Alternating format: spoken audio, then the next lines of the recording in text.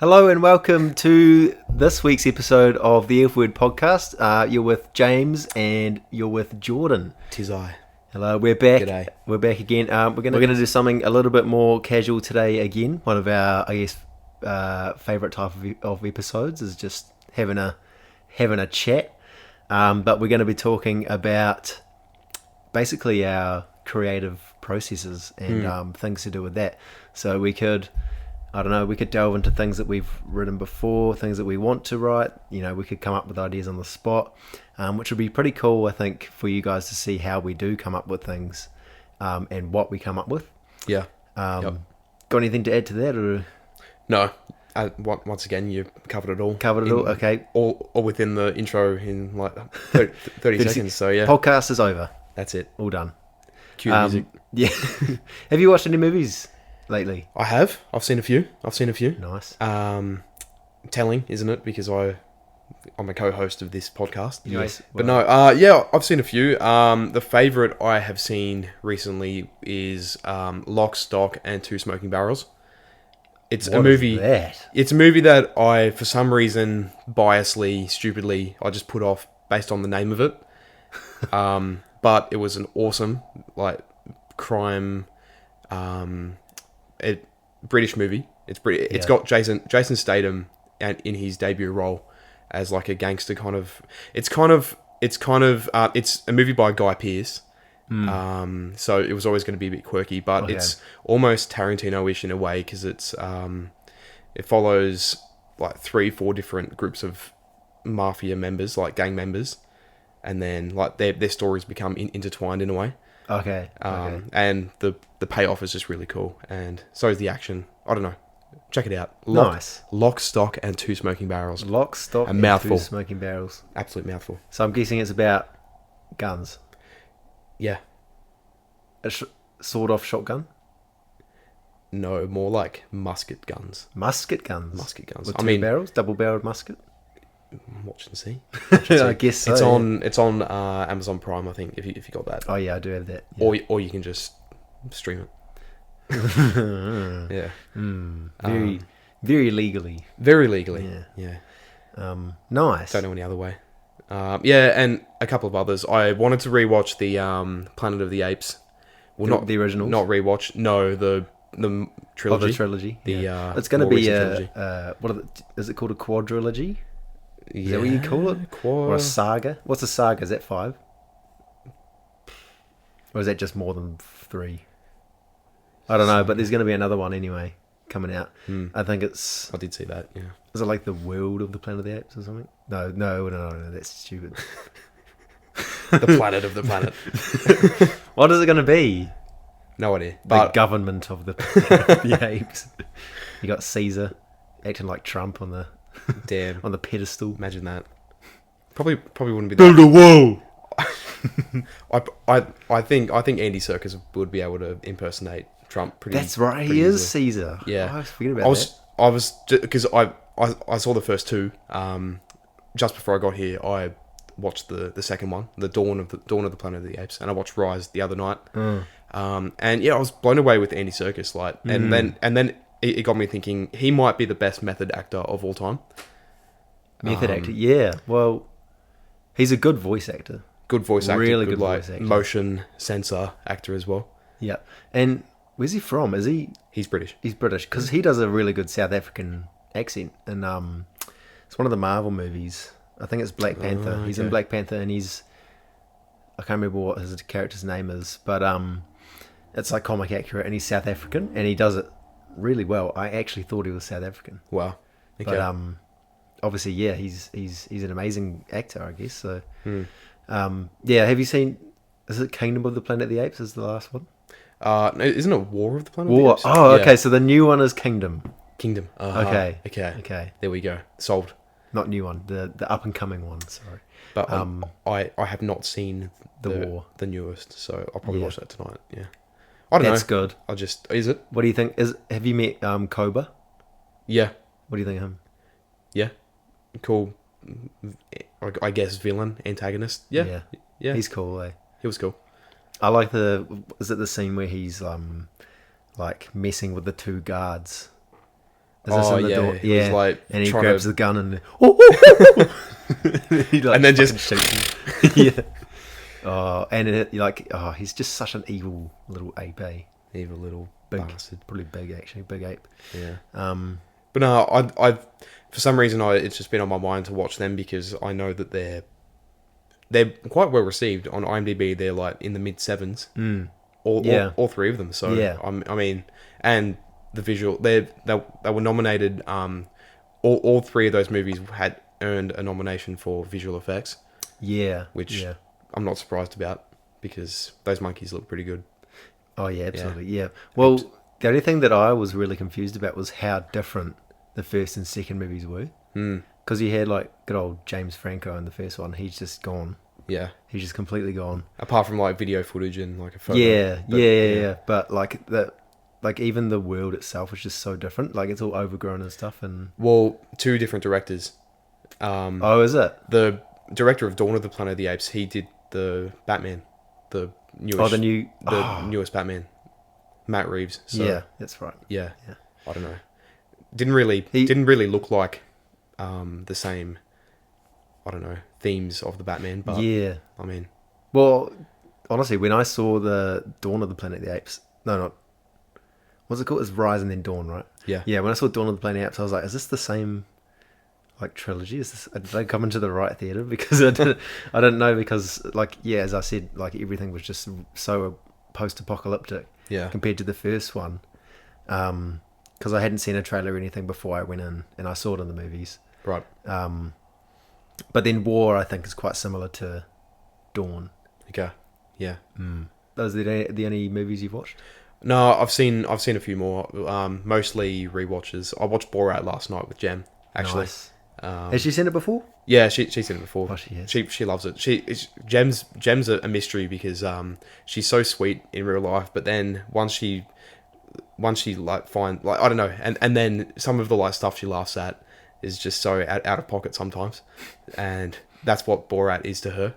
Okay. So yeah, I don't know. She just cracks up at all of the really marginal things that Borat says and does. Oh, good. So, if someone doesn't crack up with that, I'll be like, who? Like, are you a person? Like, do you enjoy comedy? Probably not.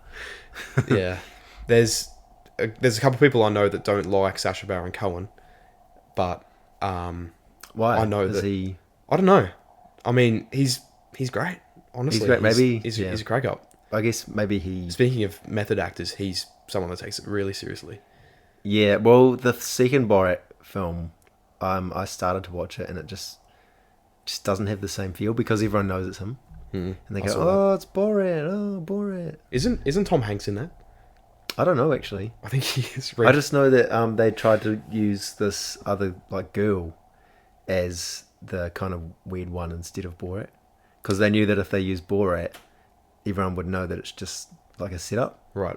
Okay. So they used this other person so that it looked like it wasn't a setup until Borat arrived. That must have been why the first one worked so well because it no was one knew who mainly- he was, yeah. Mainly improv. Yeah, which is so funny. I always feel sorry for the. Is it when he goes into the like it's a pawn shop or something and he breaks all the china Oh, and like just knocks true. everything over? That scene's probably I feel so sorry for them. They would have paid them out, but still, they it's would have. like- Yeah. some of that stuff would be priceless. I reckon. Like, Well, after thinking that they don't have the money to afford, because Borat's got like it was like $450, I think, Yeah, damage, and he's yeah. like 160, yeah, 161. I will sell your pubic hair. yeah. I always feel so sorry Yeah. for them because like that would be such a, I don't know, degrading feeling, Yeah, majorly. and then you can't do anything because you got cameras on you. Well, I read that apart from the main actors, the Black Lady and Pamela Anderson, no one else knew about it. Like most other people didn't know about it. They knew that something was being filmed, so they had to sign something that pretty much said that they knew they were going to be filmed, but you So can't. they might have thought it was a documentary or something. Yeah, Yeah. they weren't allowed to. Sorry, there weren't allowed to be any repercussions of the aftermath which I thought was risky. That is very risky. But Who would have? Yeah, it would have been very hard to find people to sign that. yeah. I reckon, especially in America. And the last bit of trivia I have, I think the cops were called like 95 times or Yeah. something. I'm not surprised. Yeah.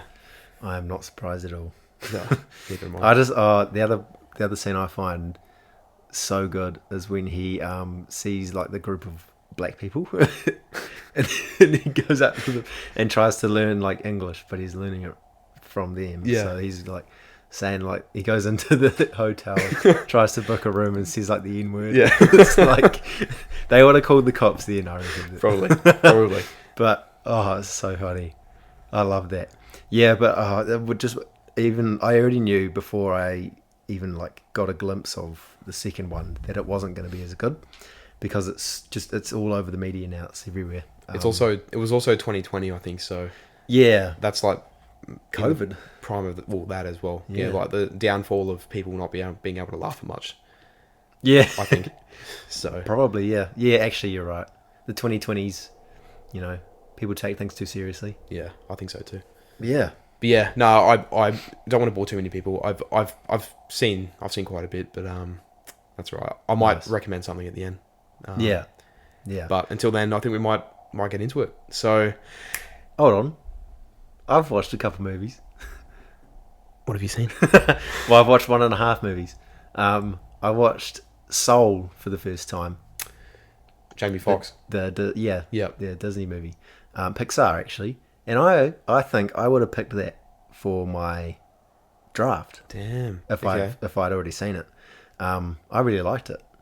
It was so good. It had such a cool message behind it about how you just have to like, I don't know, just live your life. Don't worry about like what your purpose is. Like, is there a purpose of life? Don't worry about it. Just live. Like, you've got this chance that, I don't know, you're 1 in a billion sperm cells or whatever, and you got this chance to actually live a life, and it's just amazing. We all won the race. We all won the race. Yeah. Yes, we won the race. That's something to be proud about. If you're ever getting down, just think back to the race you had 25 years ago. No, probably 26 actually, because that's when you would have been conceived. I know where it was too, but I'm not going to say. Do you know how? How? I think I know how. Yeah. But then I watched half of the Super Mario movie, and I'm not liking it at the moment. I'm not enjoying it. It's like, I don't know. It's just too Americanized, I feel. I'm not surprised. I think if they had, I don't know, a Japanese company producing it, or I don't know, just someone at Nintendo or something decided to make a movie about it. I don't know, it'd be a bit better. Or if it was an anime or something. But just because it's all these Hollywood actors and stuff, and the Bowser, it's Jack Black that plays Bowser, right? He doesn't really sound like Jack Black unless he sings the Peaches song. He's got like, they deepen his voice heaps, which is, I guess it's alright for Bowser, but like, I wanted to hear Jack Black. Yeah, it was pretty interesting casting, I think. I haven't seen really it, but with it. I'm not really. Chris Pratt as Mario. Yeah, that as well. Yeah, I don't really agree with that. But yeah, I guess I'll try and finish it. Have fun. Thank you. Okay, that is all I've watched, and now we can get into it. Because you have completed a milestone, I would like you to talk me through your process first, and anything else you'd like to talk about. My process. So, Jordan already knows this, but I basically this morning I finished my second draft of a novel that I started. Was it a year and a half ago ish? And I guess we'll talk about the process that I went through. So originally, before I even decided to start writing anything, I just came up with this random idea in the car about some kind of world which would be pretty cool. Mm. And instead of like a character, instead of a, I don't know, story, I came up with the world first.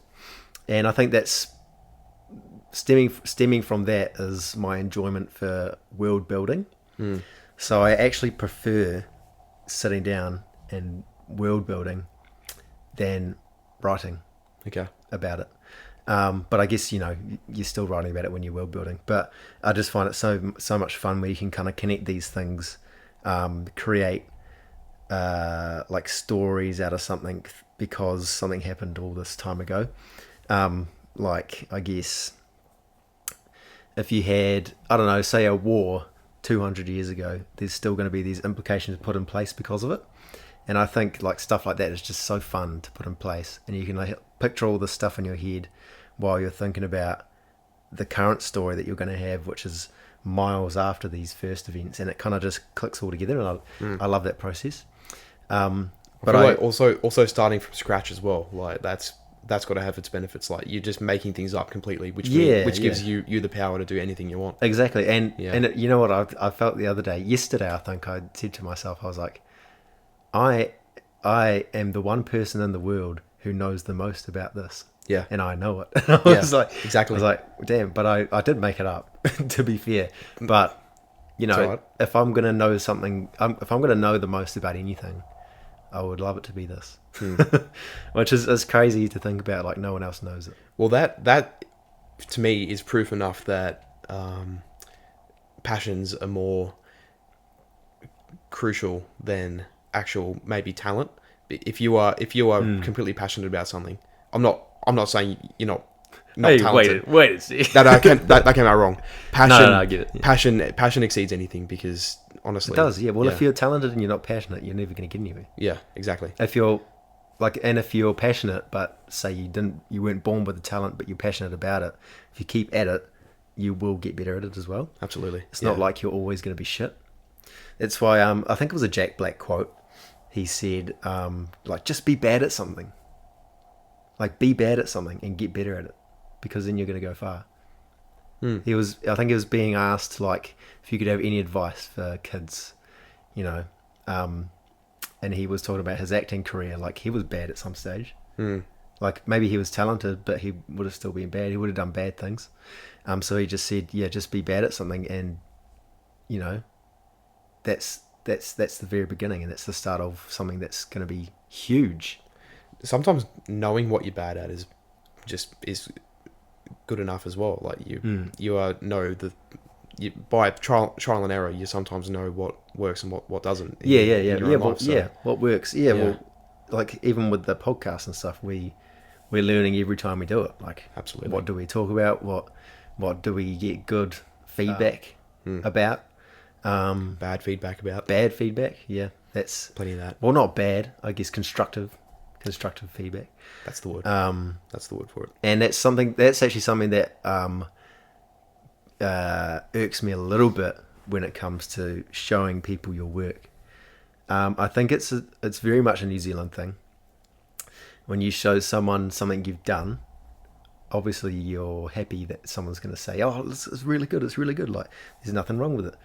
But, you know, that's not going to help much. It's just going to make you think, "Oh, it is really good." Yeah. But when I show people, I want them to say, you know, this doesn't make sense, or, you know, why is this happening? What's the story behind this? And like, the wording of this could have been better.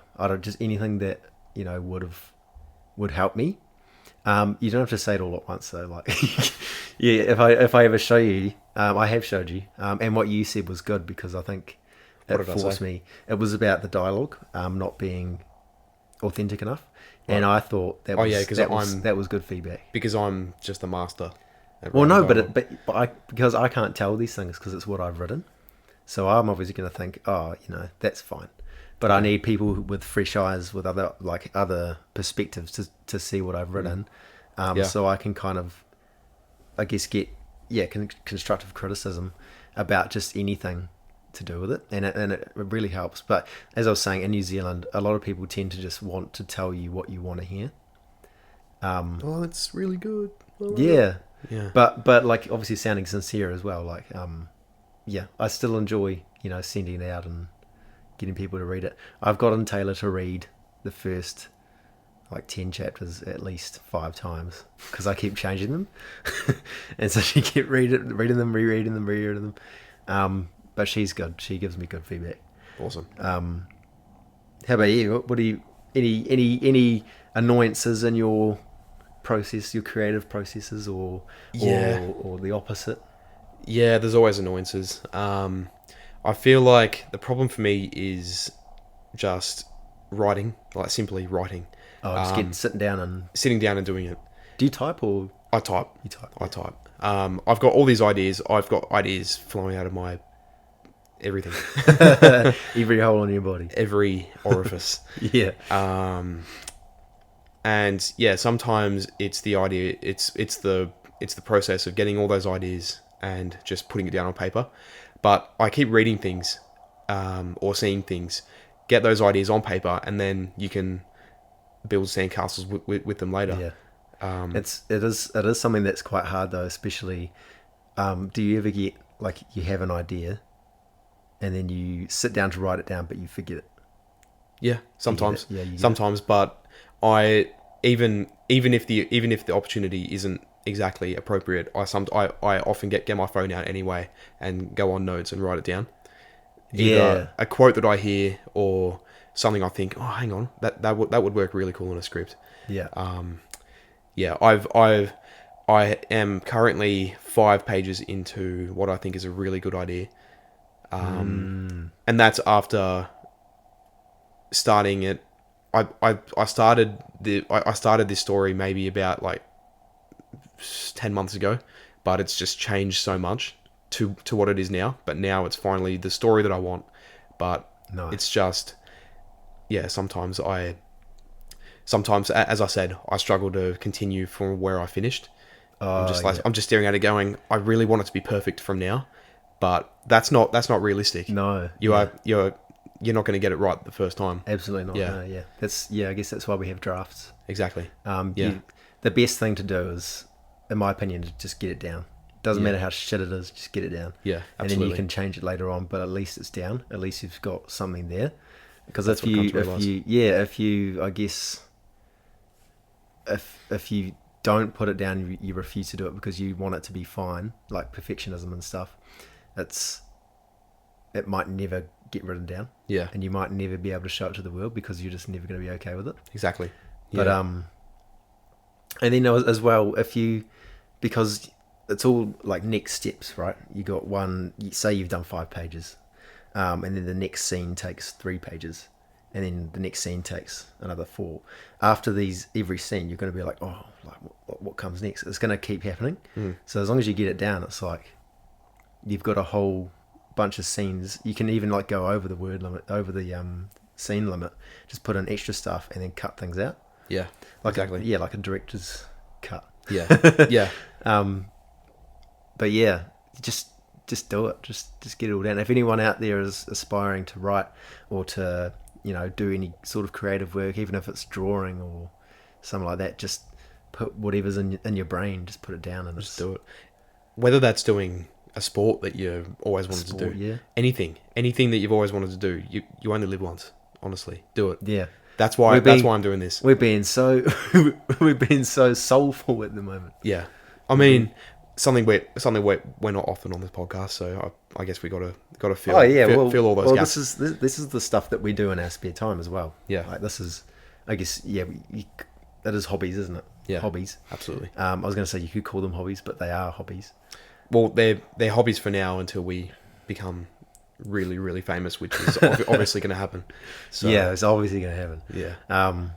But yeah, no. I also thought one of the reasons to have this podcast was I thought about the marketing of our work as well. How we're going to market it. I know obviously if you get a publisher, they market it for you and you get a cut. But I look at that and I think could I do anything? Could I do anything more to help that kind of process? And so I thought, obviously we thought about this because we both have similar interests in making stories, creating stories. for people to see.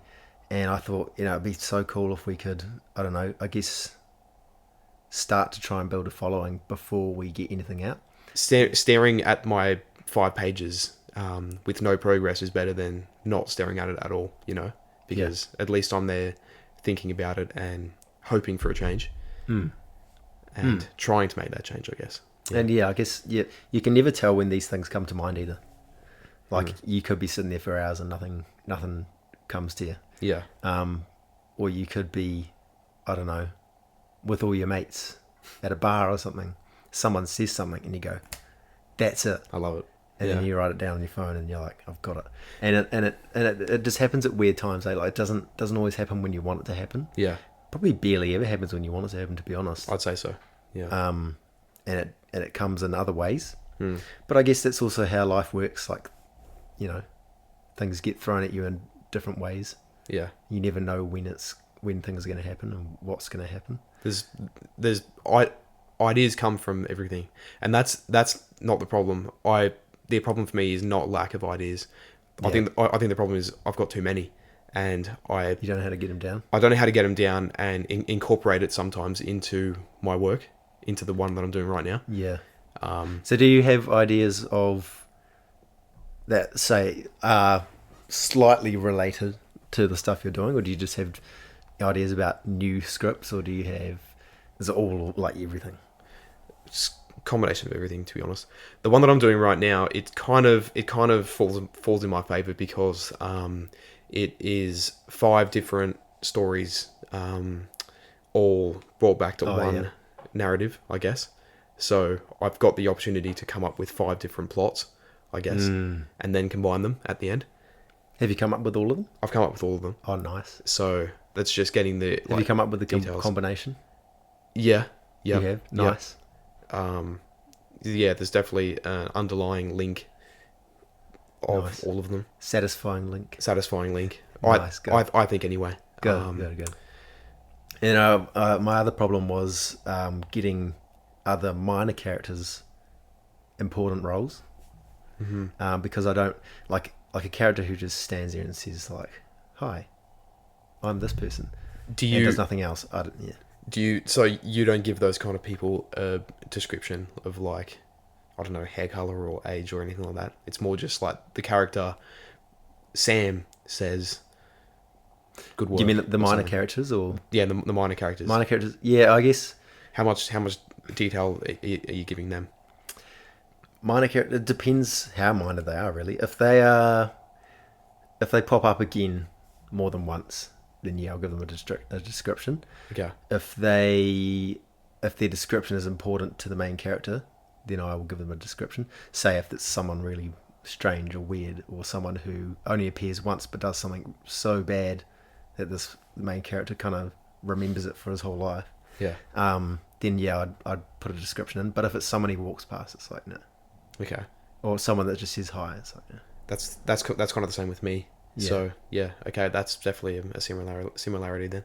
Although with mine, because it's more visual, because that's what I'm doing a like screenplay, like screenwriting. It's way more visual. That is visual, yeah. And you watch it. Yeah, exactly. It can be more up to the director it can be up to them who they want to showcase. Yeah. And how much the casting crew, isn't it? Yeah, exactly. Yeah. I only talk about characters that are relevant to the story. If I say that someone's driving down a road on a street, I'm not going to stop and talk about all the people walking down on the street, coming out of the shops, talking to each other. That's just whatever's important to the I guess main characters or the story itself. Yeah, exactly. That kind of, I guess, push things forward. So I guess if you just have someone who's there, it's like, oh, they're there. You can mention that they're there, but unless they have some other part. This is also a giveaway for many movies, TV shows, books, anything. If the creator gives them a big, I guess, backstory and well, not backstory, a big description, then you can kind of expect them to be important. Or if they do something pretty big. But also some creators actually go the opposite way. For an example, I'll talk about it again. Game of Thrones. You have in the very first scene of the TV show, you've got this guy who you think is going to be the main character, and he gets his head chopped off like 5 minutes later. Because it's like the story is all about him to start off with, and then he just dies, and it's like, wow, that's crazy. Like, what happens next? Who's the main character? You know. And then it kind of picks up from someone that he met within that 5 minutes, and then it continues Well, from there. actually, Doesn't it? from the person who chopped off his head, yeah. Yeah, exactly. Yeah. So that was pretty cool. Actually, that's a good way to write. But yeah, also another thing I find hard as well is staying away from cliches. A lot of the time, your brain will just want to put something down because it's easy. Yeah. Because it's easy to write it like that, or easy to put it down like that, or easy to do Cliches it like cliches are so hard to avoid. that. There's so many of them as well. But Yeah. what I found is helpful is if you make your own ones. Oh, I see. So, I guess it's easier to do that in a story that's not real. Well, not real. A story that's set somewhere that's not real. You can have, say, a cliche that's kind of like someone says something, but it's say someone says like, "Oh my God," instead of God, it could be whatever they worship, or like whatever they are doing, and it would become less of a cliche. But then it kind of turns into Cringe. something that no one would say, which is cliche in its own right. Yeah, Sometimes it's cliche if you try and avoid cliches as much as possible. yeah. So it's that thin line of trying to find like the right. Yeah, I don't know. the right wording. I guess Yeah. a lot of it is in dialogue, and you can always tell when writers are being lazy. Yeah. Their brains are kind of drained, Yeah. and they write things down that are, cliches or just I guess too easy to read. I don't know. Not that being easy to read is a bad thing. So how many scripts in total do you think you've finished in your life? I finished one, like One. done, completely done, and then I started to rewrite that, and then I thought of the complete original plot of the one that I'm writing now. This was before the story that I like now, and then I stopped writing the rewrite for my first one. So that this one kind of took over that one a little bit. So I guess I've done one and a half in total, I guess. Yeah. But I don't really count it. Like I gave copies out of the first one to a couple of family and friends. I think you're one of them. Oh, was it the? Oh no, yeah. Yeah. I know which one. But yeah, I kind of gave up on that story a little bit. But it was Any reason? well, because I thought of a new idea and liked that way So something more. overtook it. Yeah, something overtook it. Okay. I pretty much use that as a really good trial run anyway. Like sometimes I actually have stolen a couple of scenes from that original one. Okay. So I guess that kind of saves me thinking of Yeah. new ideas when I don't really need to. yeah. But yeah, I always seem to bring myself back to that, like for pointers of, I don't know, like the spine of a story. Sometimes. Well, it's like, I guess it's all like not just writing from experience, but writing from things you already know works. Yeah, exactly. So you can kind of, I guess, take things from your first script, put them into the second one without worrying that it's going to be bad because you've already written something that's good. And because I know that I'm probably never going to publish the first one anyway, so it doesn't really matter what I use and don't use. Yeah. Yeah. But yeah, and you? How many of you? Finished. Yeah. I've got Apart from short stories. yeah, short stories too. Like 3. Okay. Like 3 short stories. And I'm talking about the ones that I'm happy with as well. Ones that I don't like, I usually don't finish because I don't want to. Because I don't like them. Yeah. But yeah, these things would be anywhere between like 3 pages and like 10 pages. Right. Really short things. Okay. Probably not. Maybe like 20, between 3 and 20. But the big one is like 275. So there's a big, I guess, step up. But I actually started writing this big one before I'd done any short stories. So you didn't really have any experience writing novels. Well, I did. Not novels completely. I didn't. Yeah. I've never finished a novel, but I enjoyed. I guess as a kid, throughout school, I enjoyed writing. Fiction things. I enjoyed coming up with fiction things when I shouldn't have been doing it. Which I guess is a lot of people. Happens to a lot of people. I That's guess it, with yeah. drawing as well. Drawing on the front of your book. Mm. I did that as well, but I think most of the time I would be thinking of something that's not even real. And I guess sometimes I'd get it down on paper. Most times I wouldn't because I was too focused on getting my good grades, Yeah. But Same. so I wouldn't say I had no experience. I had little experience. But, what better time to start than now? So, Exactly right. Exactly right. yeah. All got to start somewhere. Start somewhere, eh? Yeah, exactly. Yeah, and if you write a book at 12, it's not going to be nearly as good as when you write a book at 30. Yeah. But same thing could be said as if you wrote a book at 20, and then you wrote another one at 30 after 4 other failed ones. Yes. Sometimes, as we know, I guess things aren't worth fixing. Yeah. If it goes so wrong that you just hate it, you just delete it. Delete. Yeah. Well, I did that with the last 4 chapters of my first draft. I didn't like them at all. Okay, no, Well, I did it wrong. I didn't like the very ending. All right. And so to get to the very ending, I had to do the last 4 chapters to get there. And so I just completely went back and rejigged the whole thing. I think the most important thing with writing is patience, isn't it? Like you've got to be so patient. Oh, yeah. Yeah, with yourself. Yeah. You can't beat yourself up about things. No. That's only going to lead to a bad outcome. Yeah. But there's, it is quite sad when you think about, I guess, a lot of creative professionals get depressed because, either they get like a big writer's block or, I don't know, they don't like what they're doing. They think that they will never get back to their prime, or like they won't do something that they really love, like perfectionists, I guess. And it's quite sad to think about that, but I guess you just can't beat yourself up about stuff.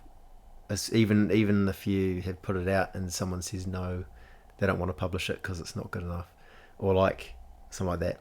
Something that I did get told at university in my short story writing course was it was the last thing that the tutor said, and she said, try to collect 100 rejection letters. I remember you telling me this. Yeah. Because it means you're putting it out there, Yeah. and that's better than doing nothing. 100%. 100%. And that's a really good quote. Yeah. I guess you can probably use it in something. I guess I might use it in something something similar anyway. I might get notes out right now and I'll steal remember. that. I'll remember Yeah, it. Don't worry. yeah, I'll okay. remember that for my whole life. And I guess you were talking about finding or hearing quotes and then write them down. Eh? Yep. I guess I've done it a couple of times, but I think one of them I found really funny was I was with a few mates. When was it? A few weeks ago now.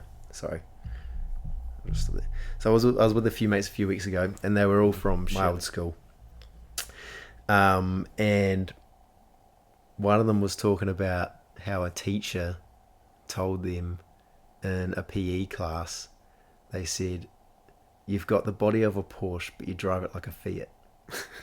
And I was like, I'm writing that down. I'm keeping that. That sounds like a lyric in maybe a Eminem song or something. Yeah, like. but yeah. it's so good, and you can, because in my novel I can rejig that quote because I've got vehicles that I've made up, so I can rejig that and put it into, I guess, in my own words. That's it. And things that I've made up myself. Yeah. Damn. Okay. Which is awesome, and I love Yeah. that kind of stuff. It's, I guess, hearing these things and then thinking like, oh, I could do something that sounds better or sounds, different, I guess. Yeah. Yeah. But yeah, that made me laugh heaps, and I already know which character's going to say it as well. So Oh, that's amazing. Yeah. Well, thank you, that PE teacher. yeah, exactly. Thank you to them. And I didn't even hear it from them either. It was from the person that Yeah, said was it to relaying me. the story. Yeah. Yeah. Sometimes early on when I would write ideas that I heard down or quotes, I'd write them down wrong and I couldn't remember exactly what it was that I said, which is the worst thing. But now Yeah. I'm in so much, I use so much detail if I'm writing down something that I've heard or something that I think, just so me in 6 months' time can go, all right, I know exactly what you mean Yeah. here, Jordan. Do you ever write like how they said it as well? Because Like the sometimes, tone. yeah, sometimes things will be taken differently, I guess. Yeah, if it's crucial within the context of the yeah. context of the quote, yeah, I will Nice. do the tone. Yeah, Yeah, I guess that's something that would really affect how, I guess, memorable a quote is Yeah. the tone and stuff like that. But absolutely. I will show. Also, I've got a few current documents open. So, because what I also like to do what do you like to do, James? is within this world that I've created, right? Yep. I like to write backstories, the whole story of all the characters. That's awesome. And also like just stories that aren't at all related to the current story, but are, I guess, historical or in the future. And I thought of one the other day, and I loved it. Yeah, because weren't you writing a prequel to this story that, or a sequel that kind of involves characters that aren't actually in Yeah, it? Yeah. yeah. So I think it was a sequel, or it was set around like 50 years after the story. Yep. No one in the current story that I've got was involved at all, and I loved it. Nice. It was just, but it's in the same setting. So in the same one of the settings that I've written about, it was in that setting, and it was kind of a cool, I guess, event that took place. Just showing a different point of view on that event. Well, no, just the whole From- event from- itself. oh, okay. The Ah. whole event itself was just something that's not even in the book at all. That I thought was really cool. So I can, if I want, I can put that in a sequel if I ever make one. Yeah. Because I thought it was awesome. It's like kind of like a ghost story, but with a little twist. Yeah. Um, I think it's just awesome how involved you are with this story. I think that's proof of the whole passion thing I was talking about before. Like, yeah, talent matches it as well. From the stuff, I was really impressed with even like the first draft that you sent me. Honestly, okay. Thank you very much. but I'm someone where the passion is stronger than the talent, yeah, but I don't think that's a bad thing at all. And when I was writing my first story, the one that I'm not writing anymore, I was so passionate about it. It was all I could think about, and that's how I got it done. And I think that's exactly what you're doing right now, and that's why you've made so much progress. Because it's you just live and breathe it. and you can definitely tell, like with the script that you sent me, you can definitely tell how passionate you were about it, because I knew that you hadn't just like written it down once and that was it. Yeah. I knew that there was some things that you would have had to change, or you would have had to be like, oh, does this really work and stuff, and you did it, and it's kind of, I guess, going back and doing that instead of just leaving it there That's it. is something that I guess, yeah, like the passion kind of thing you were just saying. It's, you got to be passionate about the story to be able to go back and reread it so many times Yeah. without getting bored. And that's another thing, like, you can get bored of your own writing because you keep rereading it. Of course you can. You keep rereading it because you want it to be better. There's I think there's a difference between being bored in it and being disinterested. I think you're allowed to be bored, but if you're ever disinterested about it, that's not a good sign. Yeah. Like, You going over and over on that second rewrite must have driven you nuts Oh, yeah. for the fact of just rereading it. But I'm sure the passion was always still alive, still there. So Yeah, well, Yeah. I guess, because, that's kind of like, I guess, rewatching your favorite movie. Like, you're passionate about it, and you don't get bored of it, I guess. True. So and you're not disinterested as well, there would be parts where you kind of like, oh, I could skip this over because I already know what happens, because it's, Yeah, but it's just the fact that you're so passionate about it. Like, I guess Lord of the Rings with you would never skip over anything because you just want to rewatch it. Or you'd never get bored of it because it's something that you just love. yeah, And to have something like that you've created yourself means it's probably going to be good, that's it. because Exactly you right. are so passionate about it. It is also up to the audience as well, because unfortunately, where the things that we want to do, it requires people to actually like what It we're does. doing. Yeah, that's the only thing, eh? If we want to make a career out of any of the things we really do for our hobbies, Yeah. even this, Yeah. we need people to like us or like what we've done. They don't have to like us. No one is going to be more critical about this than us, though. Than Yeah. anything that we do. No one's going to be more critical than us. Yeah. Um, Yeah. But then again, we are relying on other people. But who was it that said it? I think it was, once again, Tarantino, because he does give a lot of really good quotes. He said he makes movies for himself.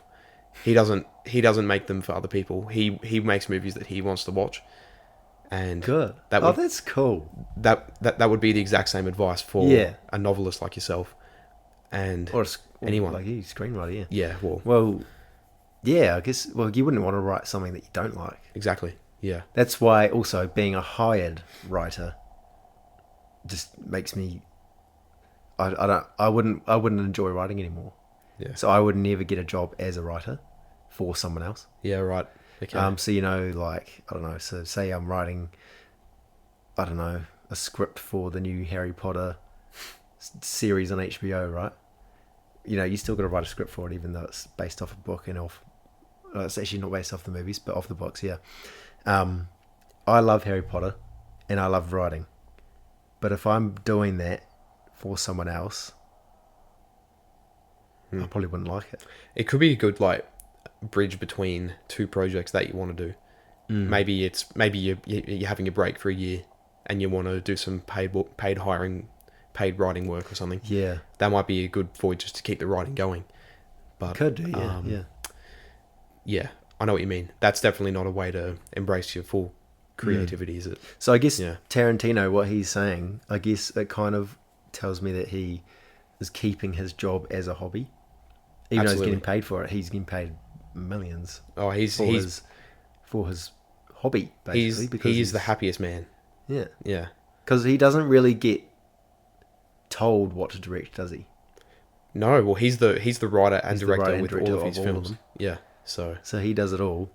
Whereas some other people, I guess like Taika Waititi, he writes some of them, but he also gets given these projects like Thor Ragnarok, got given it by Marvel, and he obviously had to do that. And that would obviously be a job to him because it's, someone else's work that he's trying to make look good, exactly. instead of his own.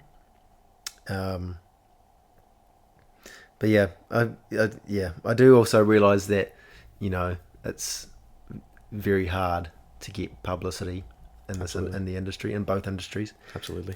But I'm willing to take the risk. Yeah. Yeah. Because again, it all goes back to patience. You just need to be patient and just try and stick it Yeah. out. Be like a doctor's clinic. I get it. that was a good one, James. When can we expect this to be released? Fuck. I don't even know when I can expect it to be released. I'll put the benchmark at 2 years, but it will definitely be... Oh, no, it won't. I'll put it at 2 years from now. Could be a year before that. Could be a year after it. All right. I'll ask you again in 2 years. Where it is. If it's still not out, yeah. Yeah. But I am planning to have the third draft done by the end of next year. Okay. And I think I could even do it earlier than that. But I guess it's all down to how much time I have, how much I write every day. That's it. Do you try and write every day, or at Every least day, think of something to write? except Sunday. Yeah. Okay. Every day except Sunday, have a day off. Yeah, the Lord's Day. Yeah. Yeah. But I did try and aim for 1,000 words a day, but then I also realised that if I'm trying to get a number of words a day, a lot of it's not going to be quality. Yeah, you might just be writing just for the sake of it, without. But I also think that's good for me, I guess, training my ability to keep going. Yep. Instead of just, there's a lot of things I don't like that I've written, a lot. Some of them are in the current novel that I'm writing. Some of them are completely separate. But everyone has different ways of going about this, especially in creative works. Like everyone has different schedules, different ways of doing things. Like I saw there's this it's like a graph of a bunch of these famous creative people who have done like artworks or like novels or like movies or anything creative, and all their schedules are completely different. Like some of them will have a full-time job, some of them will have like part-time job at some point, and then they'll do all their creative work at midnight. And like midnight till 3 a.m, like 3 hours a day, and that's it. And then something like that. And then some people will have the whole day to do it. Some people do it in chunks, some in the morning, some in the evening, and it's just I guess what works for you, I guess. Not even just around your schedule, but around how your brain works. That's it. Yeah. Like if your brain works better in the morning, write in the morning. If your brain works better at night, you write at night. Yeah. You just do whatever works for you, because everyone's different. Yeah, that's it. What's your schedule like? What do you do? I have no preference, to be honest. Just do it when it comes. Because I'm always thinking about it, I tend to not really have a set time doing it. I mean, there's set times where I'm not doing it, if that makes sense. Like, obviously when I'm in the middle of something else, I'm not going to pull my laptop out and start writing. But any other of a job interview. Yeah. Sorry. Oh, you just said something. Yeah. I'm going to put that down. You're fired, what? You could have said that better. Inspiration, yeah. But nah, there's no real set time for me. I like writing whenever. Yeah. But nice. I also like staring at my laptop more, and I tend to do that more than I write. So yeah, well, I guess that's anytime. Yeah. With I guess screenwriting, it's a lot more compact, isn't it? Yeah. Like you're not writing sentences as such, unless it's dialogue, or it's action. Yeah. Meaning like just you're like setting up for the dialogue. Yeah. Yeah. I'm no professional either, but I do. We do have to start somewhere, don't we? Yeah. I do try and use inspiration from the professionals. I do have a lot of. I've always got like 10 tabs open of scripts that I love. Yeah. Or scripts that I find relevant to my story. Yeah. I guess. So I've always got Pulp Fiction open. I've always got like Marriage Story actually is a really good one as well. That movie, because it's got some really. Daniel Radcliffe? No, Adam Driver. And wait, no. Oh, sorry. There's another movie that's got Adam Driver and Daniel Radcliffe in it. And I can't remember what it's a comedy, it's a rom-com. I don't think it's that good. Oh, okay. I don't know. Yeah, Marriage Story. Yeah. I saw that. That's Scarlett Johansson. Yeah, I just think that's a good movie for. I mean, I like the movie. I think it's a great movie, but I think it's really good for character building. Because at the start of the movie, if you remember, it's got like the 10-minute scene of them talking about each other off screen, but it's showing the visuals of them doing the things they're talking about on screen. Yeah, and I just think that's genius, and that's pretty cool. It's good inspiration. I'm always trying to look for inspiration from the professionals. Yeah, And it's also like doing things differently. I guess. And obviously you can only do so much differently, while sticking to a formula as well. But yeah, that's going to be one of the hard things, is come up with something completely like different, of a way to say something or a way to put a message across. Yeah. And I guess that's what stories are in a way. A lot of the time it's just a message you want to tell people, or it could just be just random, whatever comes to mind. Yeah, absolutely. What are you more of a meaning person or a random? I like both. I like dialogue that sometimes is more relevant to the character building rather than story building, if that makes sense. I've spoken about this before on the podcast, but I love the Reservoir Dogs, the start of that movie, because character building up there. It's the character building. It's got nothing to do with the story. What they talk about, Madonna and the meaning behind one of her songs. But you kind of get the personality of each of the characters before the movie actually starts, really. Exactly right. Yeah. So I guess that's more. But that's kind of cool as well, I guess, because in that movie he was trying to, I guess, show everyone their personalities and then reveal to them that someone betrayed them. Yeah. So you can go back and watch it, I guess, and then have a look at and see who's got what personality and who's most likely to do that, I guess. Yeah, exactly. Bit of a Cluedo situation. I think we've covered it all. I think we've covered, well, definitely not all of it. Definitely haven't covered it all, but I think we've covered enough anyway. We'll probably we can do an episode like this again as well. Yeah, that's it. I do enjoy this stuff where we, I guess, talk about things we've done, how we do them. Yeah. But yeah, it's been a pleasure talking to you about both of our creative works and talking to you guys, I guess, as well. I thought talking at you guys. I thought you were talking to them when you said that, but it turns out you were talking to me. Oh well. No, I'll take it. I was talking to them. Any recommendations this week, James? Recommendations. What's your script called? Doesn't give it away if I say it. Actually, I can't say. Okay. Yeah. Okay. What's yours called? I don't know yet. Oh, because you had a title, but I'm going through a name change. Yeah.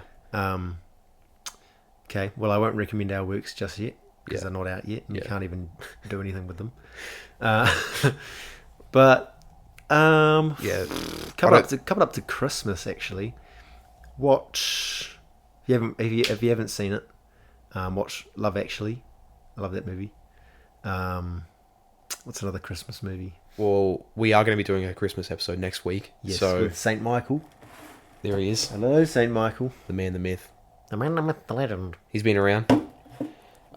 So I might save my Christmas recommendation for next week because I've got a couple of left field ones that Oh, okay. are worth talking about. So might do that then. Hmm. But until then, I watched a movie. Did you ever watch the YouTubers Raka Raka?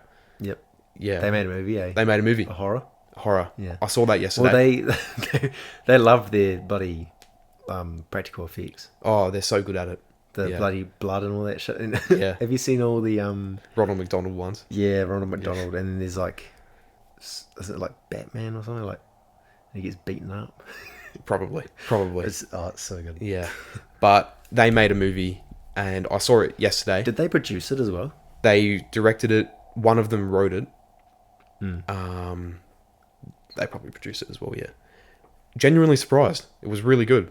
It was good. It was good. It was filmed in South Australia, which is, to Makes me, sense.